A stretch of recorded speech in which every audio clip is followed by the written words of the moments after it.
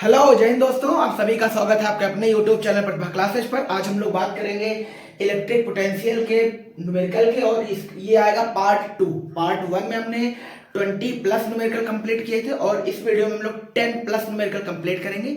जो उस चैप्टर के मेन न्यूमेरिकल हमने सबका एक एक वर्जन ले रखा है। आप प्रैक्टिस करने के लिए आप अपनी बुक का सहारा ले सकते हैं, ठीक है ना। तो चलिए शुरू करते हैं बिना किसी देरी के। तो पहला सवाल है, वैद्युत क्षेत्र में बिंदु ए तथा बी पर विभव क्रमशः 10 वोल्ट व -20 वोल्ट है। किसी इलेक्ट्रॉन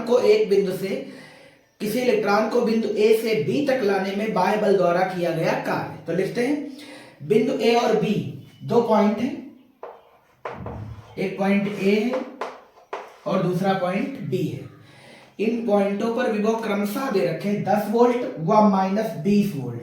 तो यहां का लिख लेते हैं 10 वोल्ट, यहां का लिख लेते हैं -20 वोल्ट। बहुत बढ़िया। किसी इलेक्ट्रॉन को बिंदु ए से बी तक, कोई इलेक्ट्रॉन है जो ए से बी तक जा रहा है या ले जाया जा रहा है, बाह्य बल द्वारा किया गया कार्य मींस W फाइंड करना है ना। तो हमें फार्मूला तो पता ही है यार कि W बराबर कौन सा लगा लें, डेल्टा V इंटू क्यू या क्यू नॉट कह सकते हैं। तो W का जो फार्मूला आएगा delta V dot Q not है ना। पर प्रॉब्लम किधर है कि डेल्टा V की वैल्यू क्या पुट करें। इसमें तो दो पोटेंशियल है, 10 वोल्ट और -20 वोल्ट। ऐसे में क्या करते हैं, इनके बीच डिफरेंस कितना है वही तो चेक करना है। तो चेक कर लीजिए। तो डेल्टा V की जगह बोलो क्या लिखे हैं, VA minus VB Q not. VA की वैल्यू बोलो कितनी है 10, ये माइनस, और VB की वैल्यू अगेन माइनस ही है। तो क्यों ना इसे हम प्लस लिख दें एक ही बार में। क्यू नॉट की वैल्यू इलेक्ट्रॉन है, इलेक्ट्रॉन का चार्ज हम सभी जानते हैं है ना, इतने कूलम।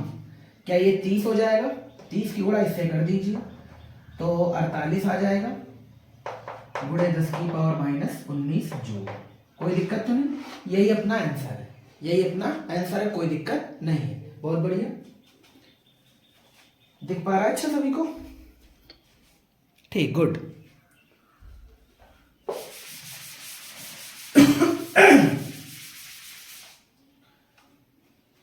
अगला सवाल ध्यान से सुनिए। एक डायग्राम दे रखा है, स्क्वायर है,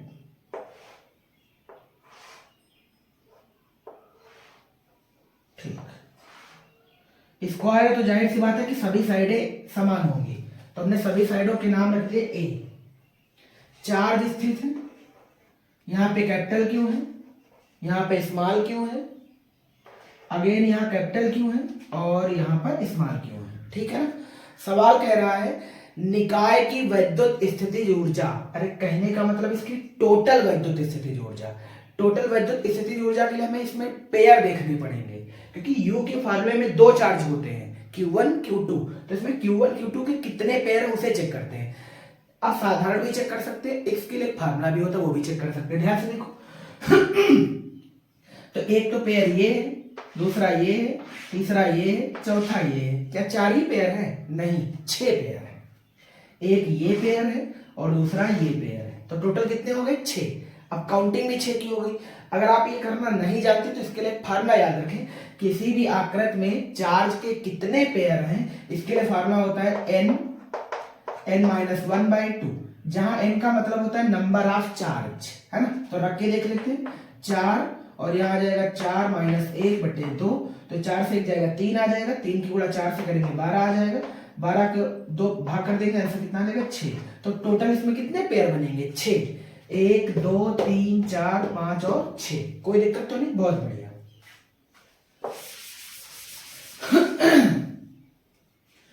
इस टोटल की वजह से हम स्थितिज ऊर्जा लिखना चाह रहे हैं, तो हम कितने टाइम U लिखेंगे? तो आप कहोगे 6 time. U1 U2 U3 U4 U5 और प्लस में U6। कोई दिक्कत तो नहीं। एक बार काउंटिंग और अच्छे से कर देते हैं। इसे मान लो पहला, इसे मान लो दूसरा, तीसरा, चौथा, इस वाले क्यू का भी क्या मान लो 5वां, और इस वाले क्यू का क्या मान लो 6ठा। हो गए ना 6? ठीक, बहुत बढ़िया। अब ध्यान से देखो, ये क्यों के बीच की दूरी a है, यहां भी दूरी a है, यहां भी दूरी a है, यहां भी दूरी a है, बट ये तो विकर्ण पे चार्ज है। अब जब विकर्ण पे चार्ज है तो ये वाली दूरी भी फाइंड करनी पड़ेगी। तो विकर्ण निकालने के लिए फार्मूला एक बार यहां लिख देते हैं। वर्ग के विकर्ण के लिए सूत्र बोलो क्या होता है, √2 इंटू भुजा, भुजा की वैल्यू बोलो कितनी है, a। इसका मतलब जो विकर्ण का मैग्नीट्यूड है वो √2a है, √2a है। इसका मतलब साफ है कि ये वाला चार्ज आपस में कितनी दूर है, √2a पर है। ये चार्ज के बीच की दूरी क्या है, √2a है। कोई दिक्कत है? अब तो सब कुछ पता है, रखते हैं फिर। u1 की वैल्यू बोलो। क्या हम सभी से कुछ कॉमन भी कर सकते हैं? कर भी सकते हैं। ध्यान से, सब में एक चीज तो कॉमन ही है, 1/4πε0। इसको बाहर निकाल लो क्योंकि ये बार बार लिखना ठीक नहीं है। इन सभी 6 में जो u लिखे सब में एक चीज कॉमन है, कौन सी, k। और k का हम वैल्यू जानते हैं 1/4πε0। ठीक, अब यहां से शुरू करते हैं। u1 जो 1 माना इसी में u1 है, q1 q2 बटे r की वैल्यू a है, और q1 कैपिटल क्यों है और q2 स्मॉल क्यों है। इसका मतलब आएगा q कैपिटल क्यों स्मॉल क्यों बटे a। कोई दिक्कत तो नहीं? अब रखते जाओ फटाफट। यहां बोलो q कैपिटल क्यों, तो बात वही है, बटे a प्लस u3 बोलो q बटे a, है ना, नीचे लिख देते हैं, है ना, कोई दिक्कत तो नहीं? ये प्लस में है सब। चौथा ये वाला लिखो q बटे में a प्लस 4 हो गए, 5वां ये लिखो, ये क्यों तो क्या हो जाएगा, q² बटे में यहां से यहां तक की दूरी बोलो कितनी है, विकर्ण पे है तो आंसर बोलो √2a प्लस कैपिटल q² बटे में बोलो √2a। ये तो हो गए 6 u लिखने का तरीका, है ना। अब इसी को सॉल्व करते, जो भी आएगा वो आंसर होगा। क्या इन सभी में अगर a होता तो a कॉमन हो जाता, बट 4 जगह a है और 2 जगह नहीं है। इसका मतलब है कि एलसीएम लेना पड़ेगा। ये एलसीएम ले लो, √2 एलसीएम ले लो। 1/4πε0 तो पहले से बाहर है,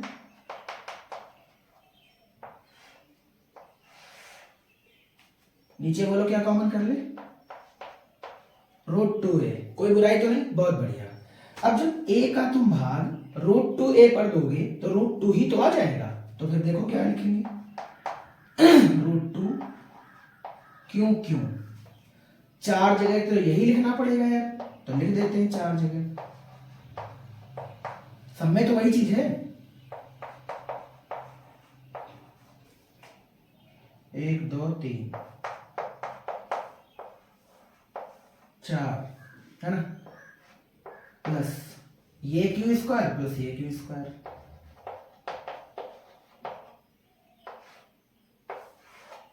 ठीक है, ये वैल्यू आ गई। अब इसे थोड़ा सा सॉल्व करना है। क्या ये 4 बार लिखा है, तो 4 बार लिखने की बजाय कि इनको हम 4 से गुणा कर दें, तो आंसर बोलो क्या आ जाएगा। आंसर यहाँ दिखेगा यार सभी को, चलो लिखते हैं पहले, 1/4πε0। ये 4 बार जुड़ेगा, तो 4 बार जोड़ने का मतलब है कि 4 से गुणा ही मार दो सीधा सीधा। 4√2 capital Q small Q plus क्या बचा, q² कैपिटल q² बटे में बोलो क्या बचेगा, √2a। भाई साहब यही आंसर है, u का यही आंसर है। क्या आप सभी देख पा रहे हैं यहाँ तक? बहुत बढ़िया दिख रहा है।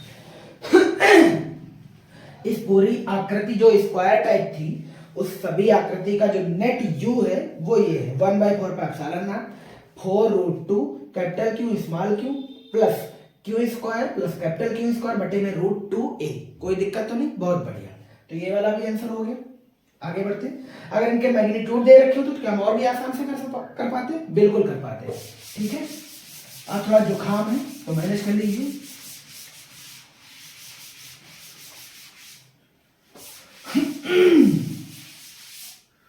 अगला सवाल देखें। अगला सवाल है, किसी बिंदु आवेश के कारण किसी बिंदु पर वैद्युत क्षेत्र 20 न्यूटन पर कूलम है। पॉइंट चार्ज की वजह से इलेक्ट्रिक फील्ड 20 न्यूटन पर कूलाम है। ई की वैल्यू 20 न्यूटन पर कूलाम है पॉइंट चार्ज के थ्रू। कौन से चार्ज की वजह से? Point charge. इसका मतलब है कि ये वाली जो वैल्यू है वो एक्चुअल में 1/4 क्यू बाई आर स्क्वायर के इक्विवेलेंट होगी। क्लियर होगा नहीं? बहुत बढ़िया। अब क्या कह रहा है? तथा विभव पॉइंट चार्ज की वजह से ही विभव है। कितना है? 10 जूल प्रति कूलम। और ये भी ड्यू टू पॉइंट चार्ज है, ड्यू टू पॉइंट चार्ज है ना। यदि ये भी पॉइंट चार्ज की वजह से ही है। अब क्या कह रहा है? उस बिंदु से आवेश की दूरी तथा आवेश का मान ज्ञात करो। आपको दो चीजें फाइंड करनी है, एक तो आर और दूसरा क्यू, है ना। इसको करने के लिए क्या करें? ऐसे भी सवाल आएंगे, ये बहुत बड़ा नहीं है, बट अब तुम ध्यान से देखो तो बड़ा लेंथी बन जाएगा। क्योंकि अगर तुम ई का फार्मूला खोलोगे तो ना तो क्यू पता ना ही आर पता, तो दो वेरिएबल तो निकाल नहीं पाओगे। v का खोलोगे तो क्यू अपन आर फिर से आ जाएगा, है ना। तो दो वेरिएबल आप अगेन नहीं सॉल्व कर पाएंगे। इसलिए दोनों फंक्शन को एक साथ रखो और किसी एक को दूसरे से भाग करके देख लो, आंसर आ जाएगा। ठीक है ना। तो चलो ई का लिखते हैं। याद होगा आपने ई बराबर पढ़ा होगा, ऐसे लिख देते हैं के क्यू बटे आर स्क्वायर। वही v का फार्मूला तुमने पढ़ा था के क्यू बटे आर, है ना। क्या करें यार? इस e को पकड़ के v से भाग कर लो या v को पकड़ के e से भाग कर लो, है ना। ये समीकरण 1 बना लो, ये समीकरण 2 बना लो। सपोज हमने फर्स्ट बाई सेकेंड कर दिया, फर्स्ट बाई सेकेंड कर दिया। फर्स्ट की वैल्यू बोलो कितनी है? e बटे v बराबर के से के मर जाएगा, के से के मर जाएगा, सब कुछ मर ही जा रहा है। ध्यान से देखो, के क्यू बटे आर स्क्वायर इनटू आर बटे के क्यू, है ना। तो के क्यू गया, ये गया, है ना। क्या बचेगा? E अपान वी बराबर 1 अपान आर। मुझे R निकालना है। क्या निकालना है? R। R बराबर बोलो क्या लिखेंगे? क्रॉस मल्टीपल कर ले तो R का एक सूत्र बन जाएगा V अपान E। खत्म। R बराबर V अपान E। वैल्यू पुट कर दो। V की वैल्यू बोलो कितनी है? 10। E की वैल्यू कितनी है? 20। ये गया आंसर, हाफ आ गया। हाफ का मतलब हो गया 0.5 आ गया। चूंकि हमने सब कुछ MKS में सॉल्व किया तो आंसर ये मीटर में आ जाएगा। काहे में आ जाएगा? मीटर में। अब क्या चाहिए अपने को? क्यू। क्यू निकालने के लिए आपके पास दो फार्मूले हैं। आप चाहे वैल्यू यहां पुट करो चाहे यहां पुट करो, कोई दिक्कत तो नहीं। आर की वैल्यू तो 0.5 ही रहेगी, चाहे वो यहां लिखो चाहे वो यहां लिखो। ई की वैल्यू सवाल में दे रखी है, वी की वैल्यू भी सवाल में दे रखी है। इसका मतलब है ये कि इन दोनों ही फार्मूले में तुम आर का मान रख करके किसका मान निकाल सकते हो? क्यू का। चाहे वो ई के वेरिएबल में निकाल लो और चाहे v के, कोई दिक्कत तो नहीं। बहुत बढ़िया, ये भी खत्म हो गया। दूसरा वाला काम आप कर लेना, बताओ तो हम कर दें, इसमें कोई बुराई नहीं है।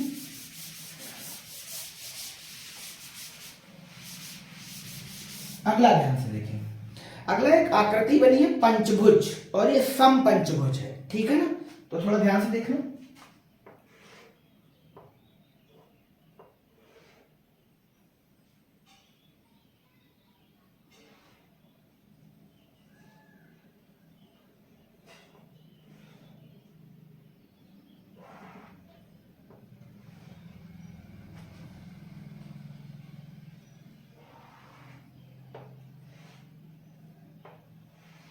कुछ ऐसे, ठीक। B c d e 4 point. अब ध्यान से सुनो एक बात, सवाल कह रहा है ए बी सी डी ई 5 कोने हैं, ठीक है ना। बट चार्ज रखे हैं 4 कोनों पर, के 4 कोनों ए बी सी डी पर प्लस क्यू आवेश रखा गया है। यहां पर भी कितना चार्ज है? Plus q plus q plus q plus q. इन 4 कोनों पर एक चार्ज है प्लस क्यू। बहुत बढ़िया। सम पंचभुज के प्रत्येक कोने की केंद्र से दूरी स्मॉल आर है, तो केंद्र यहां मान ले कहीं।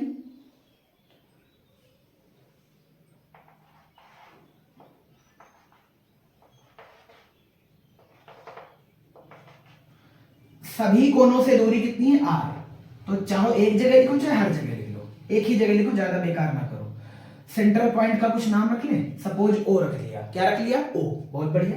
यानी सम पंचभुज के केंद्र पर एक पॉइंट है ओ, जिसकी सभी कोनों से दूरी कितनी है? Small r. ठीक। समपंचभुज के प्रत्येक कोने की केंद्र से दूरी r है, O पर वैद्युत क्षेत्र की तीव्रता तथा विभव निकालो। ये वाला जो पॉइंट है ना, यहाँ पर आपको वैद्युत क्षेत्र भी निकालना है और वैद्युत क्षेत्र की तीव्रता निकालनी है और विभव निकालना है। मींस आपको EO फाइंड करना है और दूसरा VO फाइंड करना है। VO फाइंड करना बड़ा इजी है, VO फाइंड करना बड़ा इजी है, बट EO कैसे फाइंड करेंगे इसके लिए क्या करना है, एक बार जब EO फाइंड कर लेंगे तो VO भी सेम पैटर्न के साथ चलेगा। ध्यान से देखो, चार कोनों पर चार्ज है बट यहाँ तो चार्ज ही नहीं है। इसके लिए क्या करते हैं, पॉइंट E पर भी हम एक चार्ज मान लेते हैं, जो कि सममित के कारण। कैसे, क्योंकि समपंचभुज तो ये भाई साहब तभी बनेगा जब यहाँ भी चार्ज होगा, तो यहाँ चार्ज मानेंगे, है ना, जो कि सवाल में दे नहीं रखा, याद रखना, थ्योरिकल भाषा है। तो सममित के कारण अगर मुझे इसको बैलेंस करना तो यहाँ भी चार्ज लेना पड़ेगा, और चूंकि ये सभी प्लस क्यू हैं तो हम सपोज करेंगे कि पॉइंट ए पर भी एक चार्ज है, इसका मैग्नीट्यूड प्लस क्यू है। कोई दिक्कत तो नहीं, बहुत बढ़िया। अब तुम ध्यान से देखो, तो पॉइंट ओ पर जितने भी इलेक्ट्रिक फील्ड है वो सब बाहर है, वो सब बाहर इधर की ओर है, और इस चूंकि ये सममित है, पंचभुज है और बैलेंस है, ये बैलेंस है, इसका मतलब क्या है, जितनी इलेक्ट्रिक फील्ड इधर लग रही है ठीक उतनी इलेक्ट्रिक फील्ड इधर भी लग रही होगी, है ना। तो इसका मतलब ये चारों जितनी इलेक्ट्रिक फील्ड प्रोड्यूस करेंगे बाहर की तरफ, ये वाला चार्ज उतनी ही इलेक्ट्रिक फील्ड अंदर की ओर प्रोड्यूस करेगा, देन ये बैलेंस होगा, है ना। इसका मतलब ये हुआ कि हमने पॉइंट ई पर एक चार्ज माना प्लस क्यू, तो इसकी वजह से जो इलेक्ट्रिक फील्ड है उसको लिखते हैं पहले। सपोज करते हैं इसकी वजह से जो इलेक्ट्रिक फील्ड है वो ई डैश है, कितनी है, ई डैश है, तो एक नंबर मान लो ई डैश। ई डैश की वैल्यू बोलो कितनी है, तो ई डैश की वैल्यू है 1/4πε0 क्यू बाई आर। डायरेक्शन बोलो, ई से ओ की ओर, है ना, ई से ओ की ओर। बाकी की सबकी वजह से लिख देगा तू ई बराबर, इन सभी की वजह से कितना माना हमने, ई बराबर 1/4πε0 q upon r. But direction बोलो, जब ये प्लस की वजह से होंगे तो बोलो ना इलेक्ट्रिक फील्ड का डायरेक्शन इधर होगा, इसकी वजह से इधर होगा क्योंकि प्रतिकर्षण लग रहा है, तो फिर डायरेक्शन बोलो ओ से ई की ओर, है ना। चूंकि ये बैलेंस है इसका मतलब लिखा जाएगा ई प्लस ई डैश इक्वलेंट क्या, 0। इसका मतलब ये हो जाएगा ई बराबर माइनस का ई डैश, ई बराबर माइनस का ई डैश। और ध्यान से आप देख लो दोनों के मैग्नीट्यूड सेम लिखे हुए हैं, कोई दिक्कत तो नहीं। अंतर इस बात का है कि एक है ई से ओ की तरफ, अगली इलेक्ट्रिक फील्ड इन सभी की वजह से किधर है, ओ से ई की तरफ, मींस इधर की तरफ। कोई दिक्कत तो नहीं, ठीक। ये तो हो गया ईओ, ईओ की जो वैल्यू सेम यही रहेगी जितनी ईओ की, जितनी टोटल ई थी, है ना। अब क्या निकालते हैं, वीओ। वीओ निकालने के लिए हम सभी जानते हैं सभी चार्जों की वजह से योग करते हैं, सभी का बीजगणितीय योग करते हैं। सभी का बीजगणितीय योग का मतलब है वीओ बराबर v1 plus v2 plus v3 plus v4 plus v5, क्योंकि 5 चार्ज है इसमें। अब बोलो वीओ क्या लिखेंगे, क्या सभी को हम जोड़ेंगे, सभी को जोड़ेंगे, ध्यान को, तो सभी के चार्ज बराबर है, सभी पॉइंटों से ओ की दूरियां भी बराबर है, तो सब कुछ तो कॉमन हो जाएगा। तो सब कुछ कॉमन हो जाएगा तो एक की वजह से बोलो इलेक्ट्रिक फील्ड क्या लिखते थे आप, sorry electric potential 1/4πε0 q by r, है ना। अब बोलो क्या करें, क्या इसे 5 से गुणा मार दें, आप कहेंगे बिल्कुल मार दो, काम खत्म, कोई दिक्कत ही नहीं है। तो वीओ की जो वैल्यू आएगी वो कितनी आ जाएगी, 5/4πε0 क्यू अपान आर, ये कह लो 1/4πε0 5 क्यू बटे आर, है ना, वोल्ट, खत्म, कोई दिक्कत तो नहीं, ठीक। ना आए तो वीडियो को दोबारा देख लीजिएगा, है ना, और फिर भी ना आए तो कमेंट में मेंशन कर सकते हैं कि नहीं समझ आया, तो मैं आपको 5 मिनट की क्लास लेकर के अगेन समझा देंगे इसको, ठीक। आगे चलते हैं, अगला पॉइंट है, एक वैद्युत द्विध्रुव में +10 माइक्रोकूलम तथा -10 माइक्रोकूलम के दो आवेश 5 × 10⁻⁻10 मीटर दूरी पर स्थित हैं। द्विध्रुव की अच्छी स्थिति में 30 सेंटीमीटर दूरी पर बिंदु P निर्वात में स्थित है। अनंत पर शून्य विभव मानकर ज्ञात कीजिए नंबर 1 P पर विभव का मान, ये जो पॉइंट P माना है, और पॉइंट नंबर B कह रहा है द्विध्रुव को 90 डिग्री घुमाने पर P पर विभव, ठीक है ना। तो एक बार लिखते हैं, तो द्विध्रुव है तो जाहिर सी बात है दो अपोजिट और सेम मैग्नीट्यूड के चार्ज होंगे, है ना। तो यहाँ पे कह रहा है +10 माइक्रोकूलम, यहाँ पे कितना है, -10 माइक्रोकूलम, ठीक है ना। इनके बीच का जो डिस्टेंस है वो 5 एंगस्ट्रॉम है, मीन्स 5 × 10⁻10 मीटर है। बहुत बढ़िया। द्विध्रुव की अच्छी स्थिति में 30 सेंटीमीटर दूरी पर, याद होगा पॉइंट हमेशा सेंट्रल से मानते हैं, तो यहां से कितनी दूरी पे 30 सेंटीमीटर पर एक पॉइंट P है। 30 सेंटीमीटर पर एक पॉइंट P है, जहां पर विभव ज्ञात करना है। जहां पर क्या ज्ञात करना है? विभव। तो एक्चुअल में तुम्हें VP ज्ञात करना है। तो नंबर 1 तुम्हें VP ज्ञात करना है ना। तो VP पहले ज्ञात ही कर लेते, दूसरी बात बाद में लिखते हैं। तो VP बोलो क्या लिखेंगे? तो VP क्या लिखा जाए फिर? 9 × 10⁻9 Q/R, सॉरी Q/R नहीं, P/R, P/R स्क्वायर। फार्मूला बोलो, P/R²। यही तो था। अब प्रॉब्लम किसमें है? P में। P निकालते हैं। P निकालने के लिए इधर लिख देते हैं Q × 2L। Q की वैल्यू बोलो कितनी? चाहिए लिख लो, चाहिए लिख लो। क्योंकि ये वेक्टर है तो प्लस वाला लिखो चाहे माइनस वाला, कोई बुराई नहीं है। 10 × 10⁻6 इंटू 2L की खुद की वैल्यू ये है, ना कि L की वैल्यू, याद रखना ये बात। 5 × 10⁻10 सॉल्व करो, इससे कितना आ जाएगा? 50 × 10⁻16 coulomb into metre, coulomb into metre, है ना। ये वाली वैल्यू उठाइए और यहां रख दीजिए आकर के। तो फिर बोलो कितना हो जाएगा? 9 × 10⁻9 50 × 10⁻16 और R की वैल्यू होती है ये वाली, है ना। तो बोलो कितनी रखें?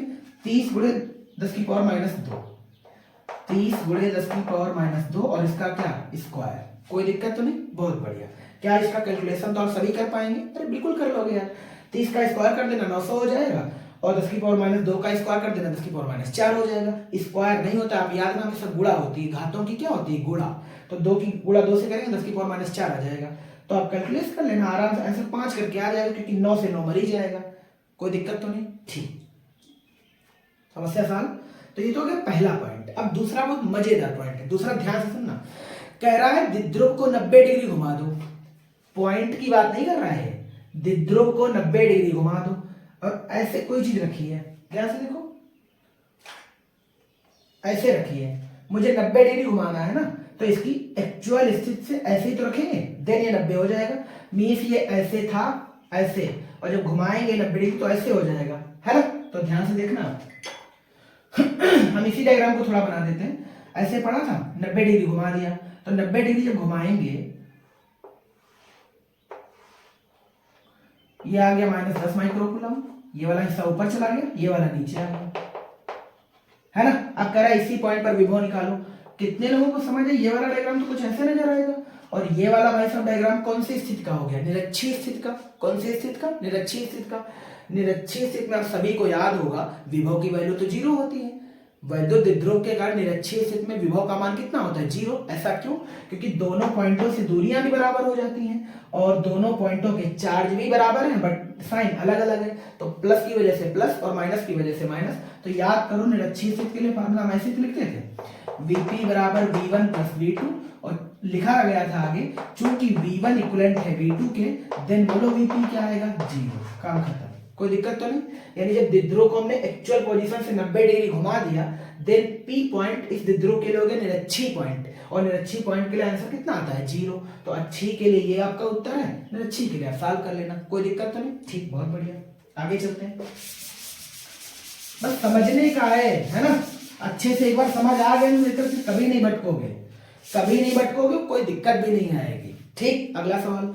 किसी वैद्युत द्विध्रुव में +10 माइक्रोकूलम व -10 माइक्रोकूलम के दो आवेश एक दूसरे से 2 सेंटीमीटर दूरी पे स्थित हैं। तो दो चार्ज हैं, +10 माइक्रोकूलम -10 माइक्रोकूलम, एक दूसरे से 2 सेंटीमीटर दूरी पे स्थित है। इनके बीच का जो डिस्टेंस है भाई साहब वो कितना है? 2 सेंटीमीटर। अब क्या कह रहा है? द्विध्रुव की अक्ष पर केंद्र से 3 सेंटीमीटर अक्ष पर चल रहे हैं, तो ये इसकी अक्ष है, तो चाहे इधर ले लो चाहे उधर ले लो। यहां से कितनी दूर? 3 सेंटीमीटर। अच्छा, जब 3 सेंटीमीटर यहां से चलेंगे तो ध्यान दो, तो 1 सेंटीमीटर तो ये है बचा, ये 2 ही, तो बहुत ज्यादा दूर पे नहीं आ पाएंगे हम, थोड़ी नजदीक रख लेते हैं, है ना। यहाँ पर एक पॉइंट P है, कह रहा है पॉइंट P पर विभव निकाल दो।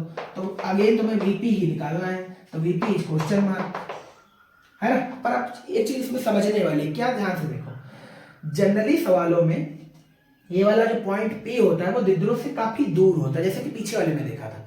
पीछे वाले में ये सेंटर से कितनी दूर था, 30 सेंटीमीटर पे था, और ये वाली इनके बीच की जो दूरी थी वो 5 एंगस्ट्रॉम थी। अरे बहुत बहुत कम थी। पर यहाँ ध्यान से तो आसपास की वैल्यू है, 2 सेंटीमीटर 3 सेंटीमीटर।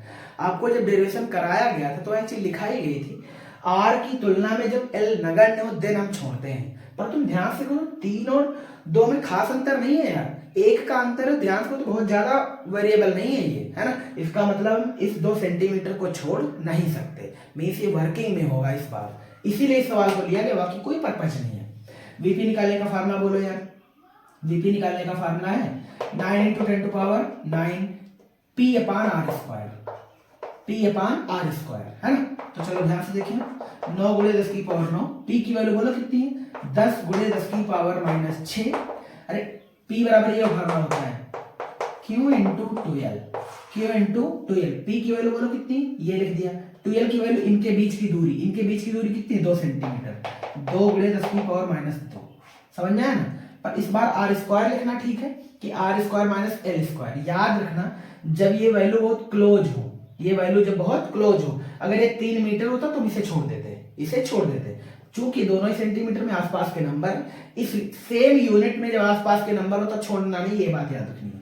तो यहाँ पे बोलो एक्चुअल में क्या लिखा जाएगा, R square minus L square, क्योंकि तुमने एल स्क्वायर को छोड़ दिया था नगण्य मानकर, बट यहाँ नहीं छूट पाएगा। आर की वैल्यू बोलो कितनी है, आर की वैल्यू है 3 × 10⁻⁻2 का स्क्वायर, माइनस है माइनस लगा लो। अब एल की वैल्यू कितनी रखें, एल की वैल्यू रखनी है, देखो ये वाली टोटल बाइसेप जो 2 सेंटीमीटर दे रखा है ना, वो 2l की वैल्यू है। किसकी वैल्यू है, 2l की। मुझे इस बार किसकी लिखनी, एल की। एल की लिखेंगे तो इसका हाफ हो जाएगा, मीन्स 1 × 10⁻⁻2 हो जाएगा, इसका स्क्वायर हो जाएगा। कोई दिक्कत तो नहीं, ठीक, बहुत बढ़िया है। चलो कैलकुलेट कर देते हैं इसे जल्दी से। 9 × 10⁹ इंटू 10 दूना कितना हो जाएगा यार बाबू, 20 हो जाएगा, गुणे 10⁻⁻8 हो जाएगा यार। ये हो जाएगा, ये लिखा है a square minus B square, ये क्या लिखा है, a square minus B square. तो a plus B, a minus B, है ना। तो एक बार जोड़ लेते हैं और एक बार घटा देते हैं, है ना। तो एक्चुअल में पहले इसे हम सॉल्व कर लेते हैं, ये सीधा सीधा कर देते हैं। ये a की वैल्यू है और ये b की वैल्यू है। ये लिखा है a square minus B square, क्या लिखा है, a square minus B square. इसका एक फार्मूला होता है, सभी ने पढ़ा होगा, a प्लस बी और इनटू में a माइनस बी। कोई दिक्कत तो नहीं, बहुत अच्छे, ठीक है ना। अब इसी पैटर्न पे काम करते हैं। अब a स्क्वायर, a की वैल्यू यही तो है ना, तो फिर बोलो कितना रख दें आप, 3 × 10⁻⁻2, है ना, प्लस ये वाली वैल्यू बोलो 1 × 10⁻⁻2, ये तो हो गया प्लस में, एक बार माइनस में रख दो, 3 × 10⁻⁻2 माइनस 1 × 10⁻⁻2। कोई दिक्कत तो नहीं, ये ऐसे इधर से है। अब एक बार क्या करना है बोलो, ऊपर जो लिखा है वो तो वही लिखा रहेगा। ये लिखा होगा 4 × 10⁻⁻2 और ये इंटू में लिखा होगा 2 × 10⁻⁻2। आराम से कर दीजिएगा, 4 दूनी 8, 8 × 10⁻4 आ जाएगा, यानी नीचे का जो पूरा टर्म है वो आ जाएगा 8 × 10⁻4। 8 × 10⁻4 में ऊपर सॉल्व कर दीजिए तो -4 ऊपर जाएगा, प्लस का 4 हो जाएगा, तो ये 13 हो जाएगा। 20 9 180, हम आंसर सीधा करे दे रहे हैं, 180/8 × 10⁻13 से 8 घटा दीजिए, कितना आ जाएगा, 5, खत्म। अब इसे सॉल्व कर लीजिए, जो भी आपका आएगा वो फाइनल आंसर आएगा। कोई दिक्कत तो नहीं, सिर्फ कैलकुलेशन करनी है। 8 दूनी 16, आगे भी कर लीजिए 8 दूनी 16 बना करके, ठीक है ना। तो 22 करके आ जाएगा आपको उत्तर।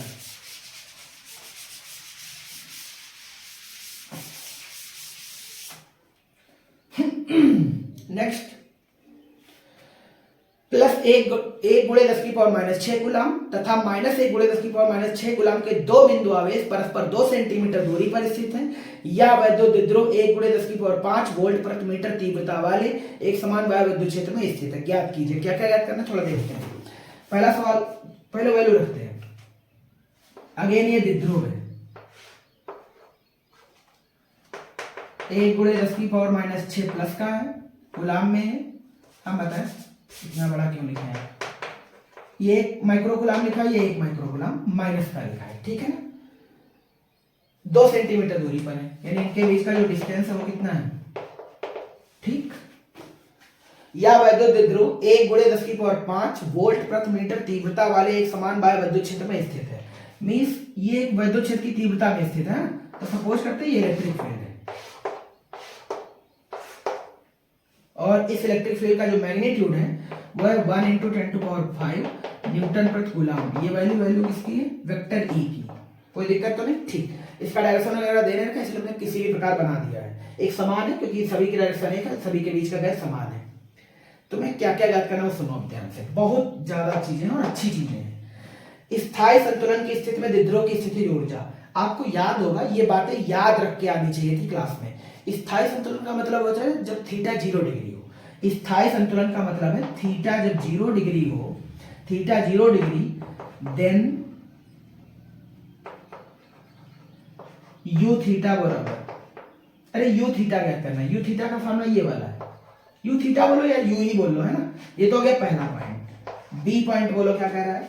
बी कह रहा है स्थायी संतुलन की स्थिति से 180 घुमा दो। स्थायी संतुलन 0 डिग्री को कहते हैं, तो 180 तो घुमाना है, क्योंकि अगर मान लो इसको हम बोलते हैं 90 डिग्री सपोज, तो जब हम कहते हैं स्थायी संतुलन की स्थिति से 180 डिग्री घुमा दो तो समझो 270 डिग्री हो जाता वो मूल स्थिति से। पर वो चूंकि 0 डिग्री पर ही था, तो जब 180 घुमाएंगे तो भाई साहब 180 तो घूमेगा। इसका मतलब ये हुआ कि जब थीटा 180 है, आपको अगेन याद करना है यू थीटा। कोई बुराई तो नहीं? बहुत बढ़िया है। एक पॉइंट और है, द्विध्रुव को क्षेत्र की दिशा से 90 डिग्री घुमाने में किया गया कार्य, है ना। तो सी पॉइंट कह रहा है कि जब थीटा 90 है, देन वर्क को कहां से लेते हैं? डब्ल्यू से। क्या आपको सभी चीजें दिख रही हैं ये प्रॉपर? ठीक। यानी क्या क्या याद करना है वो सभी को प्रॉपर दिखना चाहिए। अब सॉल्व करते हैं चीजों को, है ना। तो बड़ा इजी है। देखो, जब तक सवाल पढ़ा नहीं गया, जब तक तुमने नोट डाउन नहीं किया, तब तक कठिन था। जब तुमने एक बार सवाल लिखा, इसकी वैल्यू पुट कर दी, अब ये इजी हो गया, कुछ करना ही नहीं है। इसमें एक बार थीटा की वैल्यू 0 रखनी है और एक बार क्या रखनी है? 180। और अगली बार डब्ल्यू निकालना, डब्ल्यू के लिए फार्मूला लिखा हुआ, इस बार डब्ल्यू की वैल्यू कितनी है, मतलब थीटा की वैल्यू कितनी है? 90 डिग्री। काम खत्म है। चलो देखते हैं। तो ध्यान से तुम ए सॉल्व कर रहे हो। ए की वैल्यू बोलो क्या लिखे? u0 बराबर u0 डिग्री, है ना। u0 लिखा है, क्या लिखे बोलो? माइनस का पीई कॉस थीटा। तो माइनस पी की वैल्यू बोलो, पी की वैल्यू यहां से निकाल लो। पी बराबर होता है 2ql। पी की वैल्यू यहां निकाल ले रहे हैं, 2l इंटू क्यू। 2l बोलो इसका कितना है? 2 सेंटीमीटर। क्यों ये है तो 1 into 10 to power minus 6 into 2 into 10 to power minus 2। इसका मतलब ये वाली वैल्यू है 2 इंटू 10 टू पावर माइनस 8, और ये वाली भाई साहब वैल्यू किसके बराबर है? पी की, है ना। तो पी का ही तो मान रखना है अपने को। ये फार्मूला ये है, ध्यान से देख लेना। पी की वैल्यू बोलो 2 इंटू 10 टू पावर माइनस 8, और ई की वैल्यू ये रही 1 इंटू 10 टू पावर 5, और cos 0 का मान नहीं आता तो याद कर लो 1 होता है। कितना होता है? 1 की गुणा इन सभी नंबर से कर दो, तो बोलो यू 0 की वैल्यू कितनी आ जाएगी? 2 गुणे 10 की पावर माइनस 3, काहे का? नेगेटिव। आंसर बोलो जूल। आंसर क्या? जूल। ये तो हो गया पहला पॉइंट। सॉल्व करते हैं दूसरा पॉइंट। दूसरे पॉइंट में जो u है वो किसके लिए निकालना है? 180 के लिए। तो फिर बोलो क्या लिखे? Minus P cos theta. तो माइनस पी की वैल्यू बोलो 2 गुणे 10 की पावर माइनस 8, ई की वैल्यू ये रही 1 गुणे 10 की पावर 5 गुणे कॉस 180। कॉस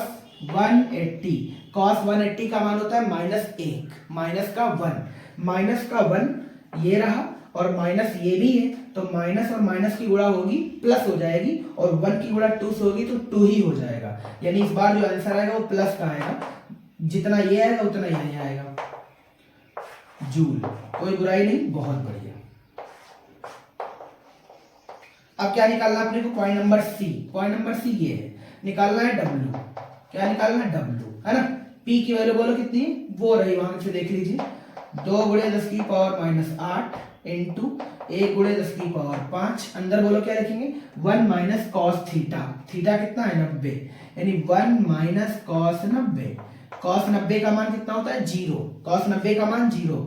1 से 0 घटाएंगे 1 ही आ जाएगा, और 1 की गुणा इस नंबर से करेंगे तो भाई साहब ये नंबर ही तो आ जाएगा। में 2 गुणे 10 की पावर माइनस 3 जूल। कोई समस्या नहीं होनी चाहिए, ठीक है ना। आराम से सॉल्व कर लीजिए, उड़ा लीजिए।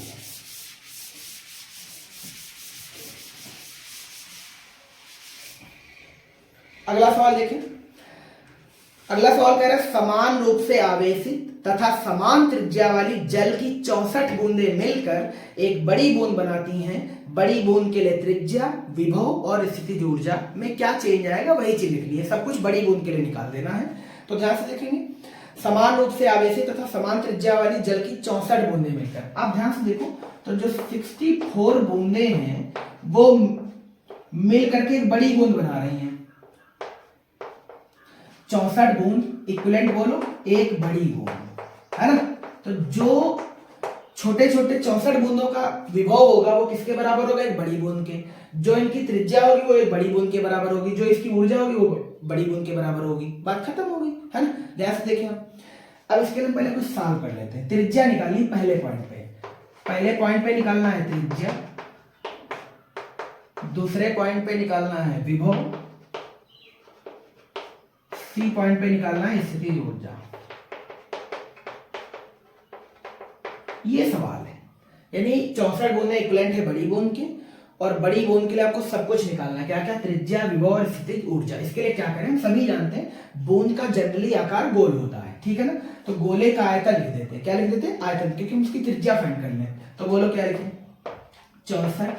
छोटी बूंद की त्रिज्या मैंने स्मॉल आर मानी है, छोटी बूंद की त्रिज्या, देखो छोटी वाले के लिए सारे अक्षर स्मॉल मान लेंगे और बड़ी वाले के लिए सारे अक्षर कैपिटल मान लेंगे, काम खत्म हो जाएगा, ठीक है ना। तो 64 गुणे, जो कि गोले का आयतन आप सभी ने पढ़ा होगा 4/3 पाई आर क्यूब, है ना, बराबर 1 × 4/3 पाई आर क्यूब। यहाँ बड़ी बूंद इसलिए हमने कैपिटल आर माना है, छोटी बूंद के लिए स्मॉल आर मान लिया, ठीक है ना। जो कट सकता है काट दीजिए, 4/3 पाई से पाई, कोई आफत नहीं है, ठीक है ना। अब क्या करें, इस देखो ये वाला हमेशा नंबर हमेशा एक क्यूब होगा, जब भी ऐसा सवाल आएगा तो ये नंबर ऑलवेज एक क्यूब में होगा, ठीक है, इंटर के लेवल में। तो 64 बोलो किसका क्यूब होता है, तो कहोगे 4 का क्यूब होता है यार, इनटू आर क्यूब बराबर बोलो कैपिटल आर क्यूब, है ना। अगर आप ध्यान से देखो तो क्यूब तो गया भाई साहब, क्योंकि ये इधर कॉमन था। तो फिर बोलो आर की वैल्यू कितनी आ गई, आर की वैल्यू आ गई 4r। बस यही सॉल्व करना था। कभी कभी सवाल में क्या करता है, कह देता है कि छोटी बूंद की त्रिज्या ये है तो बड़ी बूंद की त्रिज्या बताओ, जो कि इसमें ऐसा कुछ कहा ही नहीं है, तो आंसर सीधा से जाएगा r बराबर 4r। तो हमने जो पहला पॉइंट था उसे सॉल्व कर लिया, r बराबर 4r, कोई दिक्कत की बात नहीं, बहुत बढ़िया, ठीक है ना। इस r बराबर 4r को याद रखना, हालांकि हम यहाँ पे लिखे दे रहे हैं क्योंकि शायद जरूरत पड़ सकती है विभव स्थितिज ऊर्जा में, ठीक। आगे बढ़ते हैं, ये तो हो गया पहला पॉइंट। अब मुझे क्या निकालना है, ध्यान से देखो, तो निकालना है विभव। क्या निकालना है, विभव। तो 64 बूंदों का जो विभव होगा वो बड़ी बूंद के विभव के बराबर होगा। इसका मतलब ये हुआ, इसका विभव लिखते हैं पहले, 64 × 1/4 πε0 q/r, है ना। इसका बोलो क्या लिखे, 1 × 1/4 πε0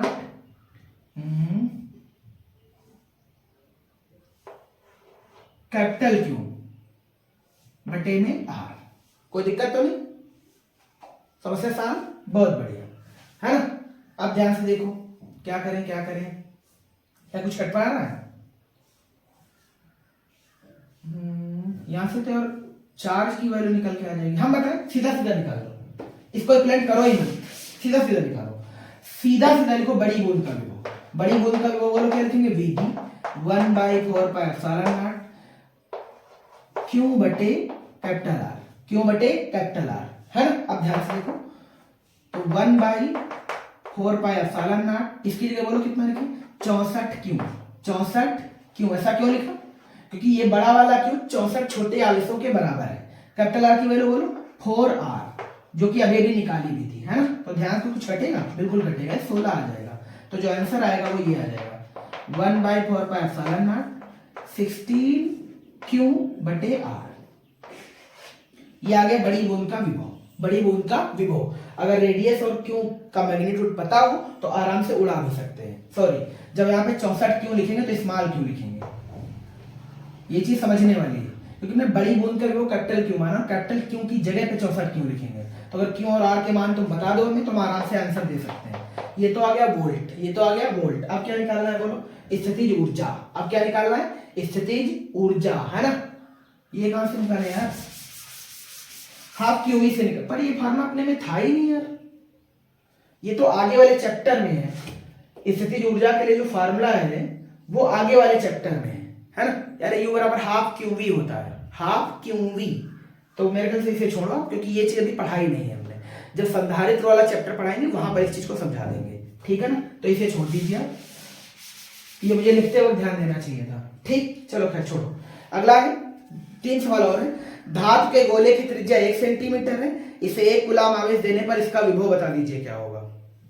तो धातु के गोले की त्रिज्या 1 सेंटीमीटर, ये रहा वैसा धातु का गोला, और इसकी जो रेडियस है r बराबर वो 1 सेंटीमीटर है। ठीक, 1 कूलम चार्ज दिया, इसका विभव बता दिया। हम सभी जानते हैं धातु का गोला है, तो जो चार्ज होगा वो कहाँ जाएगा, पृष्ठ पर। कहाँ जाएगा, पृष्ठ पर। और कोई भी चालक गोला हमेशा बिंदु आवेश की भांति काम करता है। विभव निकालना है, मींस बीच क्वेश्चन मार्क, है ना। बी बराबर बोलो कितना, और ये क्यू की वैल्यू भी दे रखी है 1 कूलम है। चार्ज इस पे कितना वितरित है, 1 कूलम। बी की वैल्यू बोलो कितनी रखेंगे, 9 × 10 की पावर 9 क्यू बटे आर। क्यू की वैल्यू बोलो 1, आर की वैल्यू बोलो 1 × 10 की पावर -2। अगर हम 10 की पावर -2 को ऊपर ले तो 10 की पावर +2 हो जाएगा, मींस 9 × 10 की पावर 11 वोल्ट। खत्म। ठीक है ना, बहुत बेसिक सा सवाल था, कुछ बचा नहीं आखिरी में, तो हमने कहा ये भी ले लो प्रैक्टिस कराने के लिए। नेक्स्ट 2 सवाल और। Z बराबर 50 परमाणु क्रमांक तथा 9 × 10 की पावर -15 मीटर त्रिज्या वाले नाभिक की सतह पर विभव बता दीजिए। Z की वैल्यू कितनी है, 50।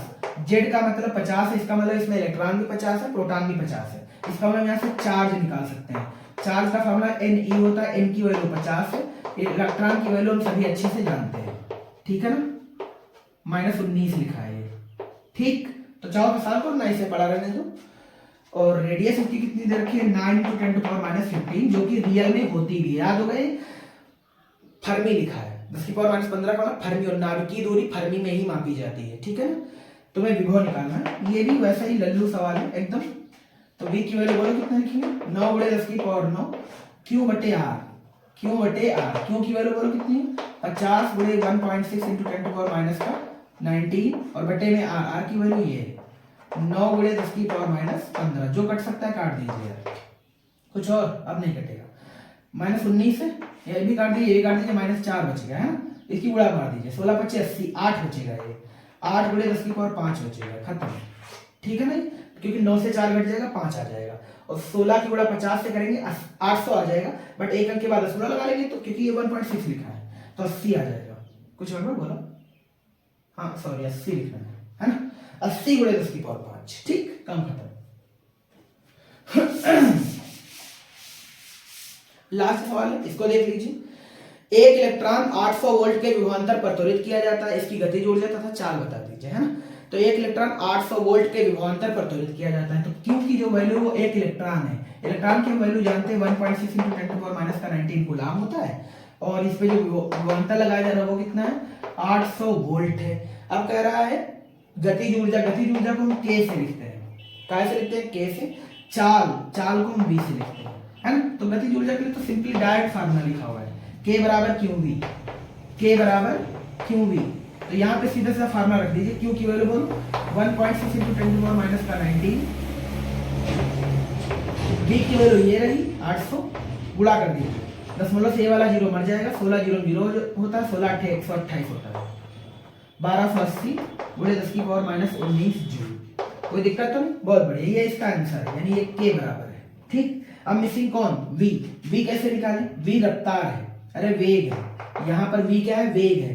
तो याद करो गतिज ऊर्जा का एक तुमने फार्मूला ये पढ़ रखा होगा, कल भी बताया था, 12mv²। के की वैल्यू ये रही, एम इलेक्ट्रॉन का मास आता है, वी निकालना है, इसका मतलब वी निकालना है। तो v² बराबर बोलो क्या हो जाएगा, 2k/m, और जब v निकालेंगे भाई साहब तो आ जाएगा √2k/m।